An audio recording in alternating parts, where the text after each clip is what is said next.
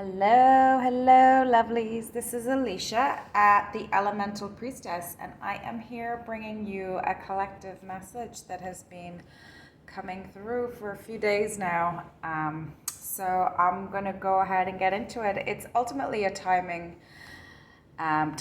message. That is the intention, that it finds whoever needs to find it whenever they need to find it. So I'm just going to get into it. So the first thing that I just really want to talk about is kind of maybe set the stage. So my guides have been really kind of directing me to what's been going on astrologically, I guess. And right now, apparently, Jupiter is in Gemini, trining Pluto in retrograde in Aquarius, or something crazy like that. I don't even know hugely what that means, and Molly McCord has a great little video on it, so I would check it out for sure.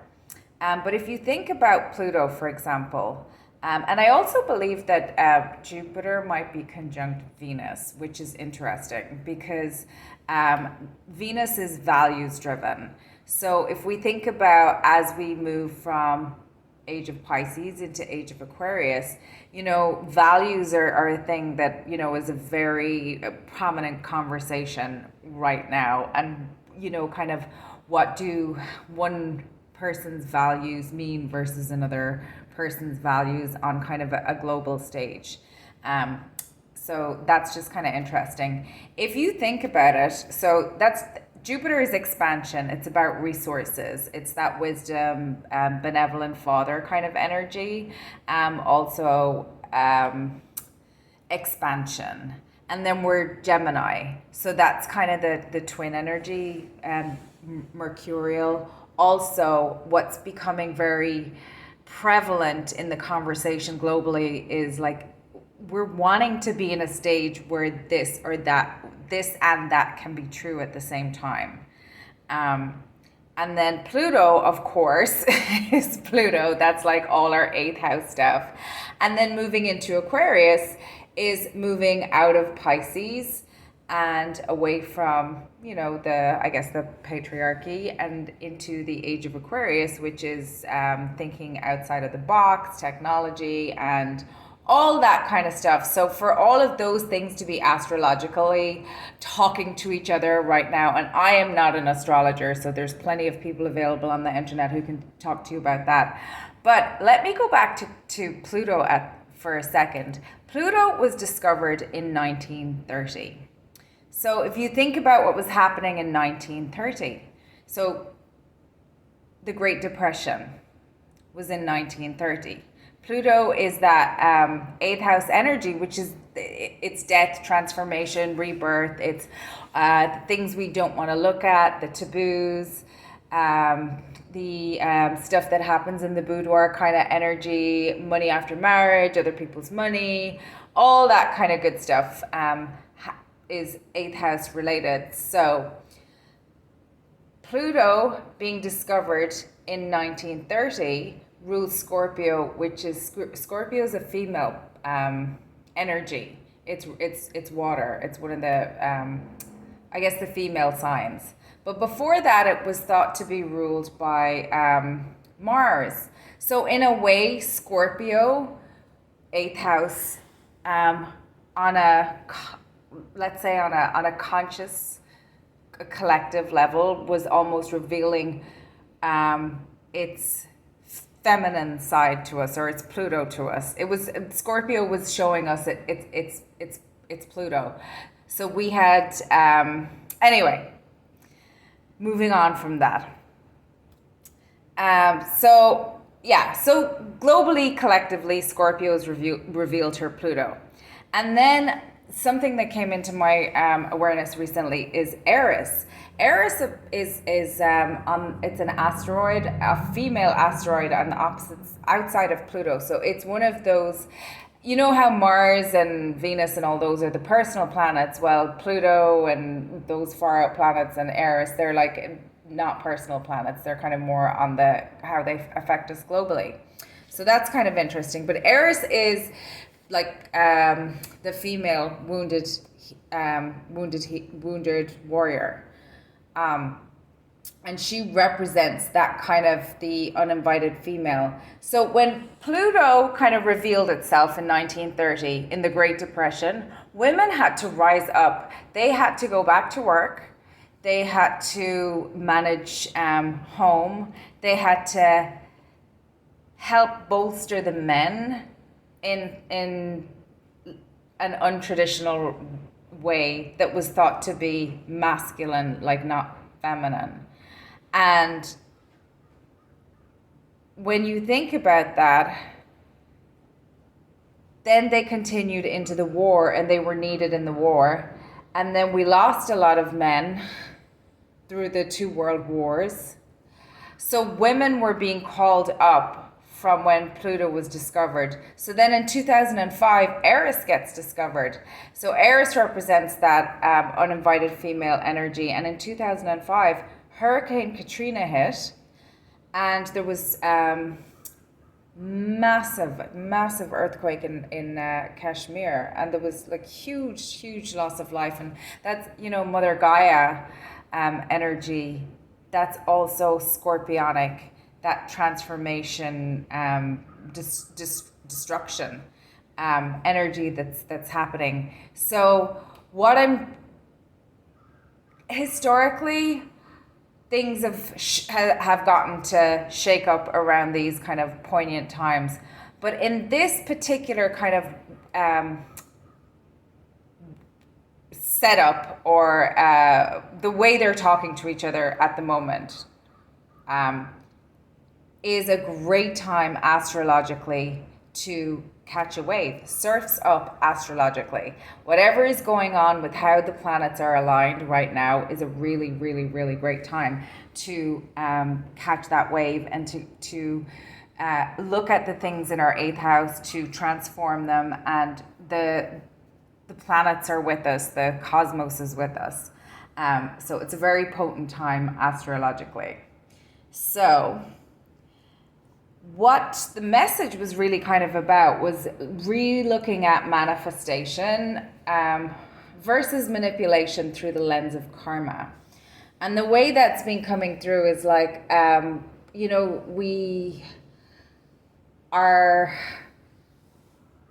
I don't know if we have a very good way of explaining or teaching intention. And when you think about it, it's a hard thing to do. It's something that you nearly have to kind of practice in your own life to like really know what it feels like and for to see how it plays out. And we have a language around it that may or may not work for people. And I think people who are successful in it maybe just have more of I was going to say more of an aptitude, but maybe they just have whatever aptitude means. Maybe they just have less blocks that they have to clear before they can tap in, whatever. Anyway, I'm getting off. So karma is, what is karma? It's basically intention, action, and outcome, result, consequence, whatever you want to call it. So intention would be kind of focused self. I was going to say focused energy, but I don't really want to use that because it's not even comprehensive enough. The way I kind of learned intention was that like you just have a thought and you just think about something and then you send it off into the universe and abracadabra, it's going to show up in your future with some kind of steps along the way. But even if you do that, like that might or may not happen. That's just such it's such an incomplete part of the process that it's actually that, I forget what you call that effect where somebody, it's that kind of a little bit of knowledge is a dangerous thing concept. Like you can go really awry misusing it if that's your formula. That's what I'm going to say. It's not focusing your thought and taking a few steps, not having a to-do list and an action plan, like a goal and an action plan. That's not what manifestation is at all. So intention is your focused self. But what is your self? It's taking into account your physical, your mental, your emotional, your energetic, and your spiritual bodies. Like these, the Eastern, I was gonna say fates, but the Eastern ways of interacting with, faith, I guess, or devotional practices to the divine, are more integrated with their way of life, or have been traditionally, and take into account these more than we do in the West, where we tend to focus on the physical and the mental, and women get to focus on the emotional. Men traditionally have been Das ist verboten, which is like so dumb. Anyway, so that would be step one, intention. So I really don't feel like they teach us that this focus that we, and Abraham Hicks talks about 17 seconds, all you need is 17 seconds, all you need is 17 seconds. But if you can focus all of your mental, emotional, energetic, spiritual, and physical bodies cohesively for 17 seconds, like that's really hard to do. And it's so much easier to do like when you're doing something that you love, or when you're like, so your defenses are so low that you just don't, like your stuff is not in the way, like, you know, when you're exercising so hard that you don't know your name, that kind of thing. Or you know, that, what is that thing, you know, practice so often that you can't do it wrong, something like that. So so that's kind of what the intention, it becomes part of you. Then there's action. And action for me, like we're kind of taught that it's like taking steps, but action not necessarily is. It's applied intention. So it depends on what your intention is, how you're going to apply it. Like if you're going to say, well, my intention is to learn how to meditate, well, that's going to be a very different kind of action than if you're going to learn how to become a trapeze artist, for example, or a doctor. So, you know, obviously the action would be dependent on the intention. And then the outcome, result, or consequence is taken care of by the intention and the action. And it's a natural result of step 1 and 2. And that's what Abraham Hicks is always talking about. You know, you ask for what you want, you get yourself into receiving mode, and then you take a nap. I just love it. But how you show up in that step 3, the action, consequence, and result, can go 2 ways. You can show up in acceptance and appreciating kind of energy, which means that the outcome of what has just transpired, that you initiated with your intention, and that may be how you focused your physical, mental, emotional, energetic, and spiritual bodies. So how well you were able to do that determines the outcome that you're now facing, and you being me too. And so it's a really, really pervasive process of like who you are, karma is.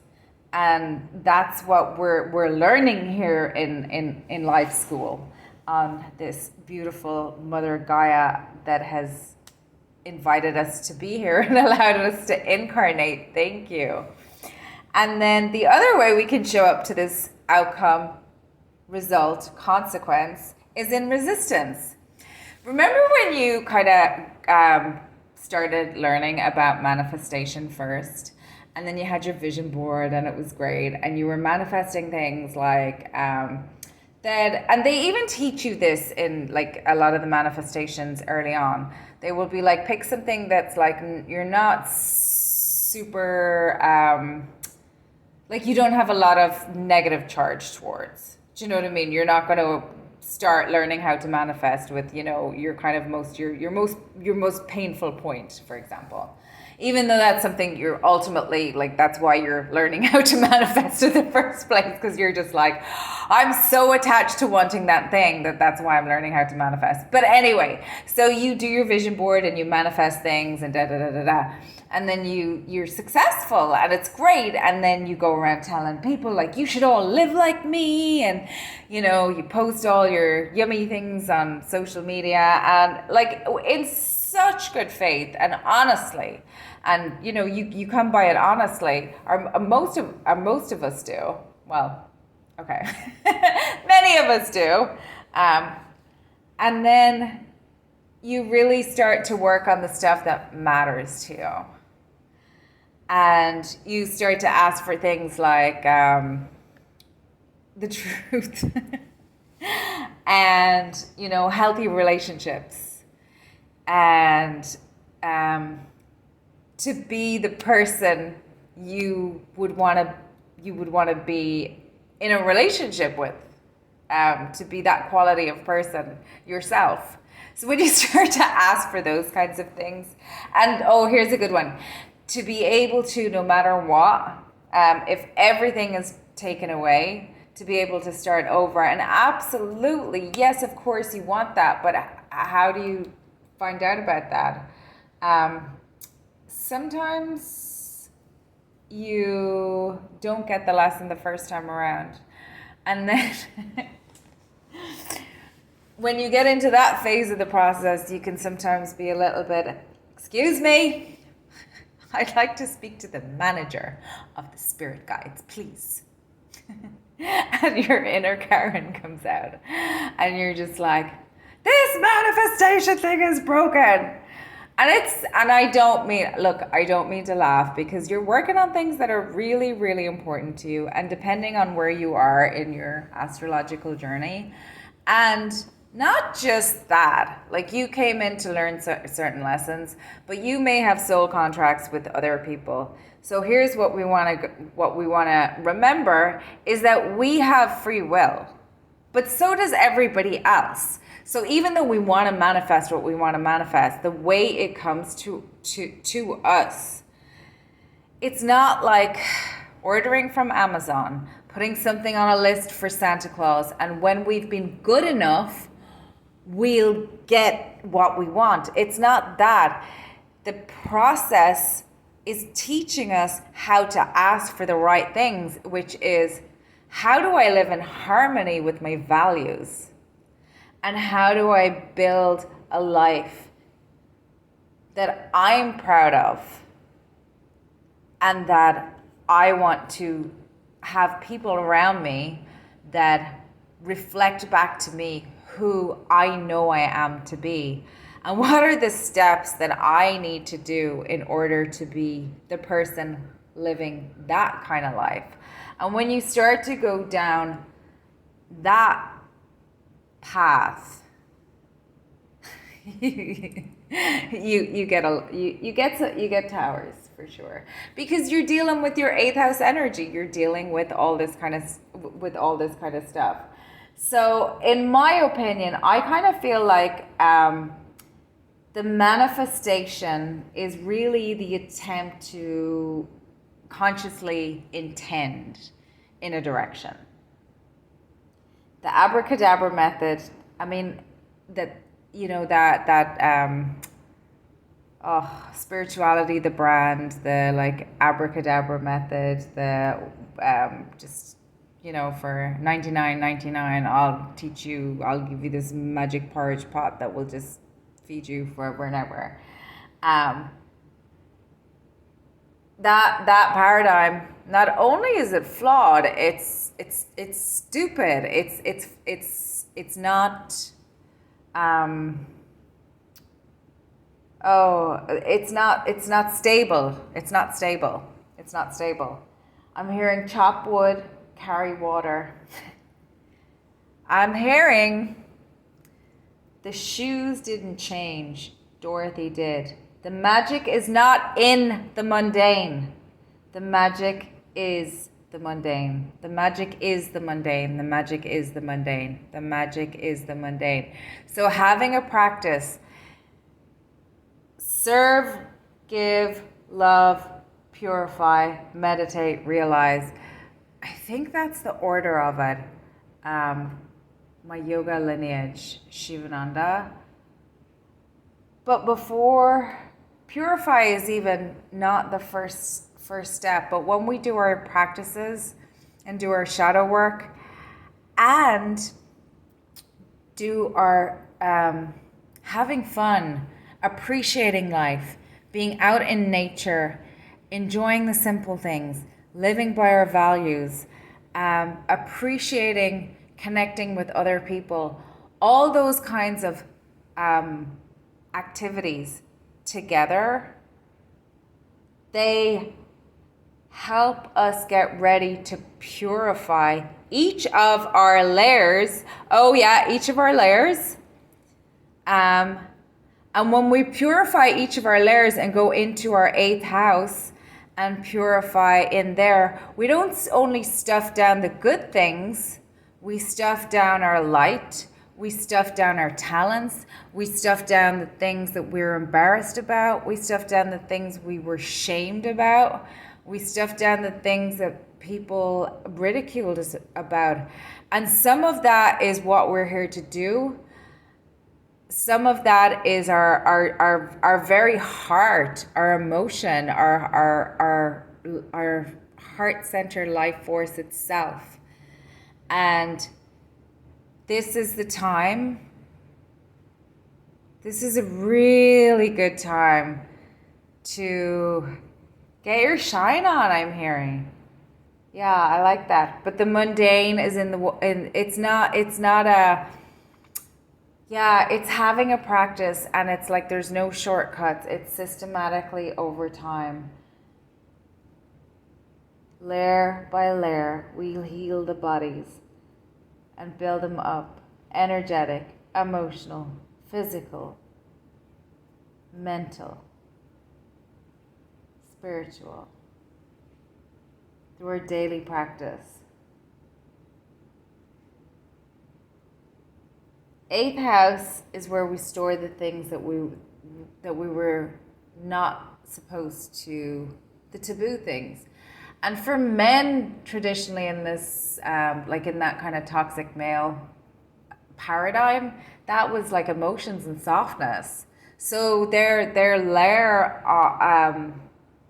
all of their layers are damaged by that, because that would definitely take a physical impact as well on any man. To have your emotions offline, that's not good.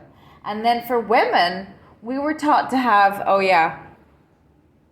dominion over our body, our power, our intellect, pretty much everything to shove in there. Empowerment about any of those things, our sexuality, all that kind of stuff. Oh my goodness. But why does this matter? The reason this matters is because our 8th house is the stuff. It's like our roux, like our soup base.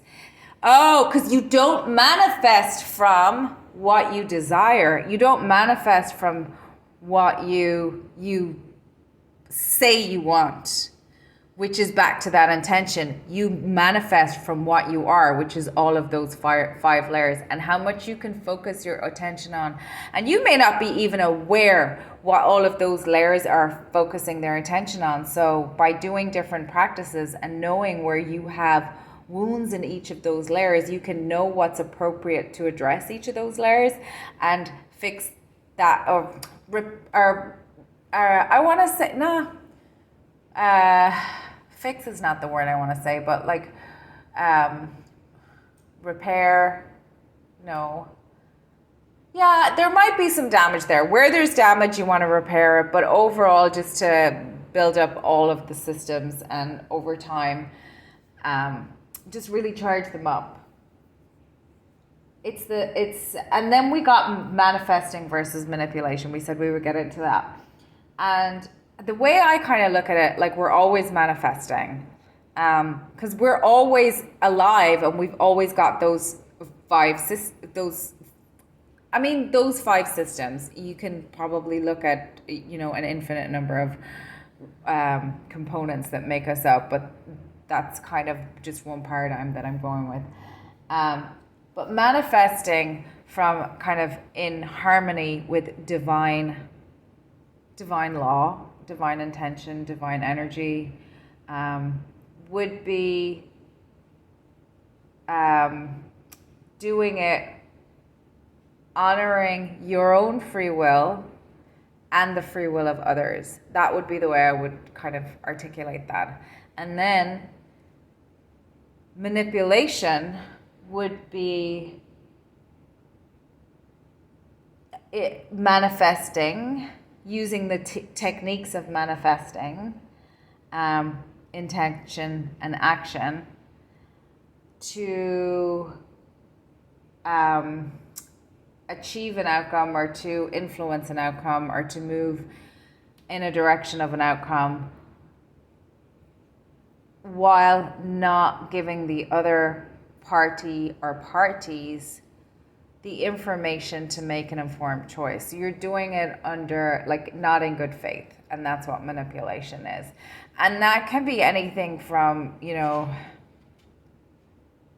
withholding something minor to something major, but it doesn't matter if you're willing to lie about the little things. There's no reason to lie. There's no reason to lie. There's just no reason to lie. That's different than you telling everybody everything. You can, obviously, it makes sense to be strategic, to use your to use your intellect to decide, and also to use your level of safety. I mean, we live in the world of social media and drones and all sorts, and identity theft, and tracking people is easy, and all that kind of stuff. So you have to be safe as well. You can't be stupid. So I think one of the things is that pain and rejection and trauma causes us to shove really beautiful parts of ourselves inside our eighth house, and we talked about that.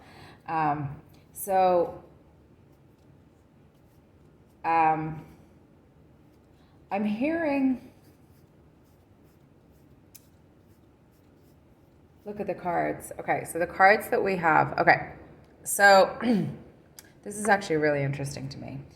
So this is from the Rose Oracle deck, and this one is Temple of the Rose, Ancient Power, Expression, Activation, Scarlet Codes. So that is really, and there's 3 female forms here, in what looks like a devotional stance. So this is really giving me the awakening, the divine feminine. Now over here we have the Hermit, and this is interesting because I'm hearing redefine your definition of karma, of manifestation, of going within. How do you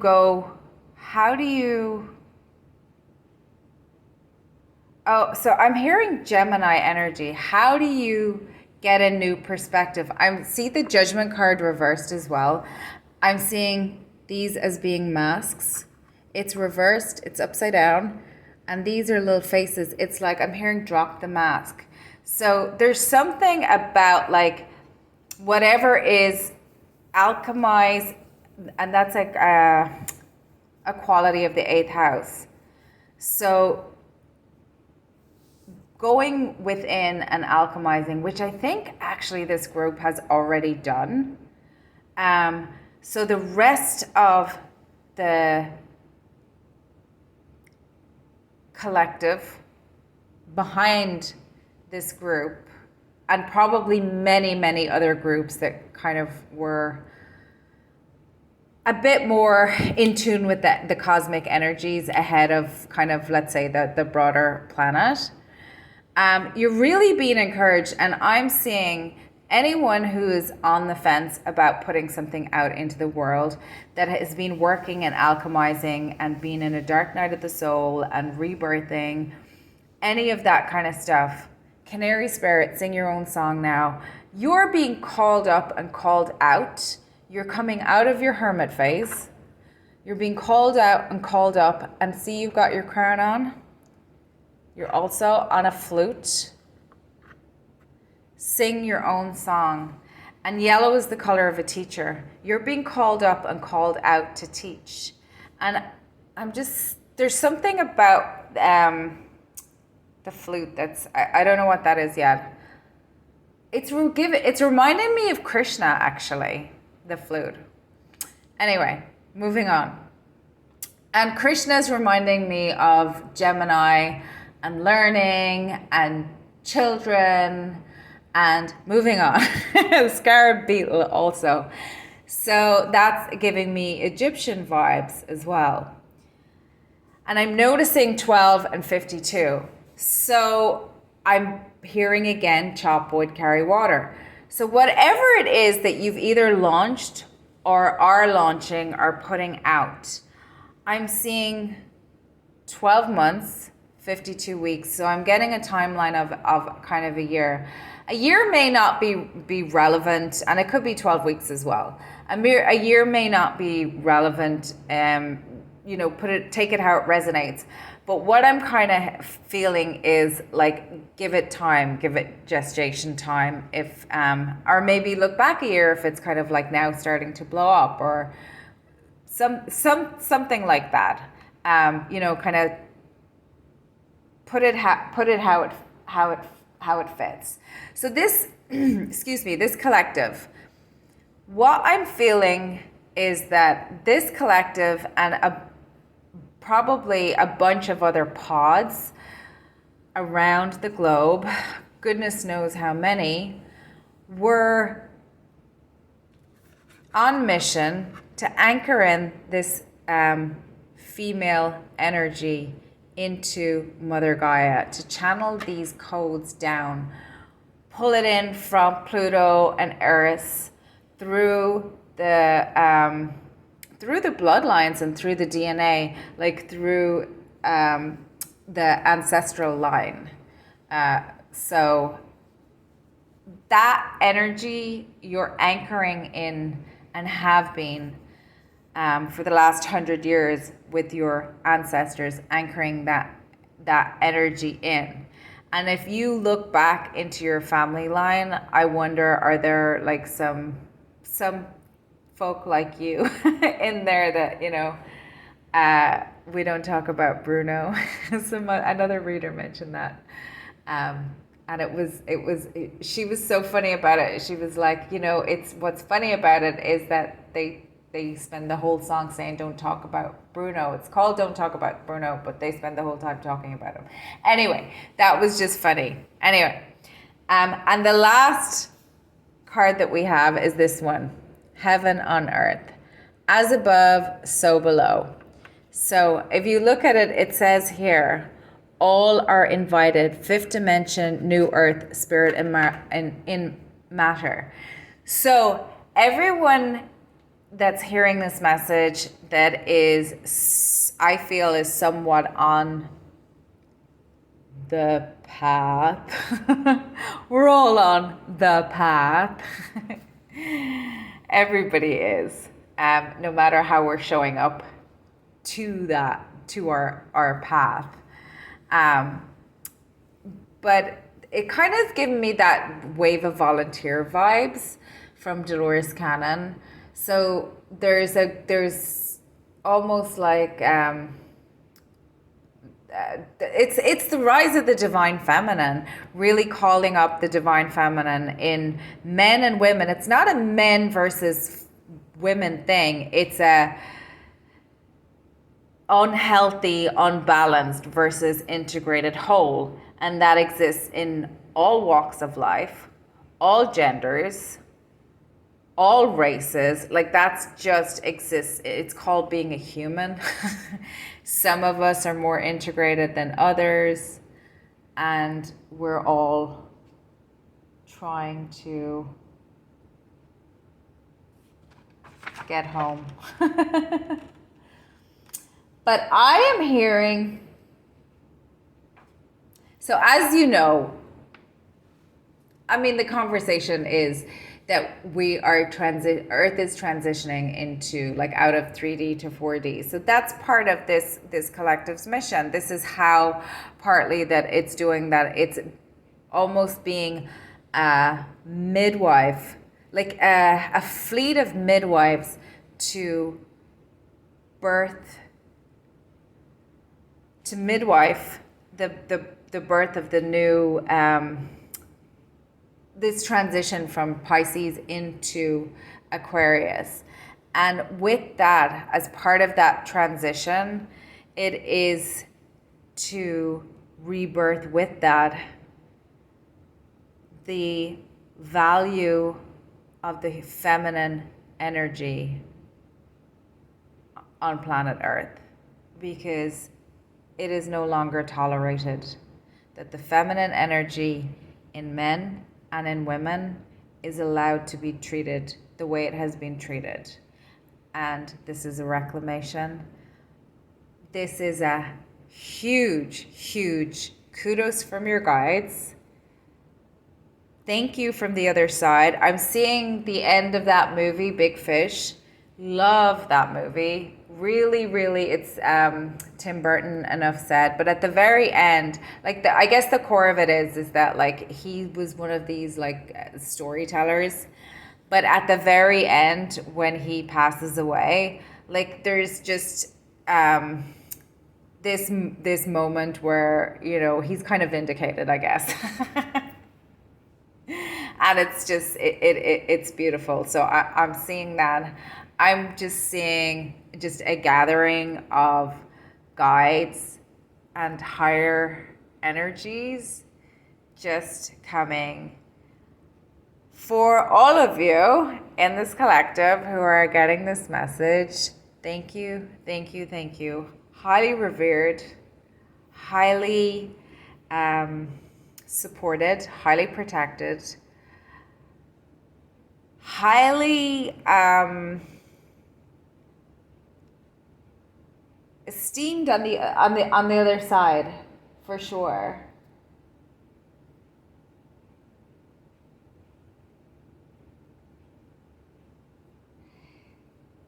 And I think just a heads up, but you can probably feel it, like, all of this transition that we've, a lot of light workers and starseeds and indigo kids and all the work that's being done in energetics, like consciously and unconsciously, is really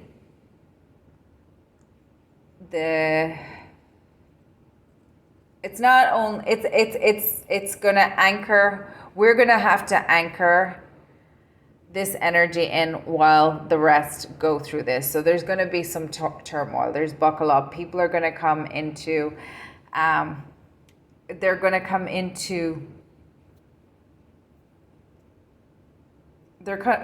into their own eighth house.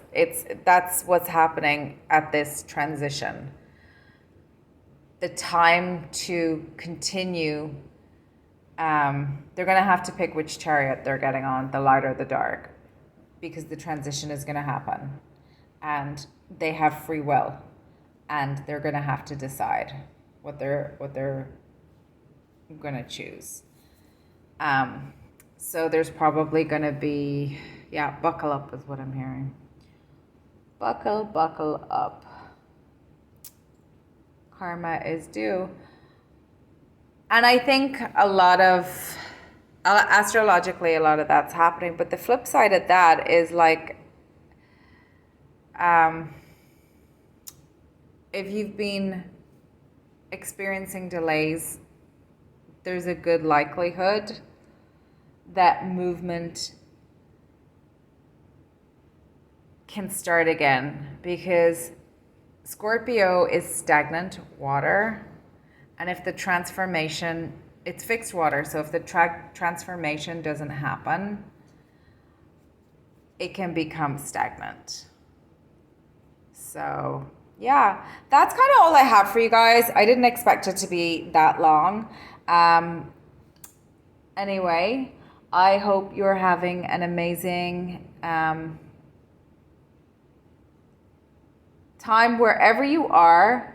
So yeah, thank you so much. Have a great rest of your day, afternoon, evening, wherever you are. Bye.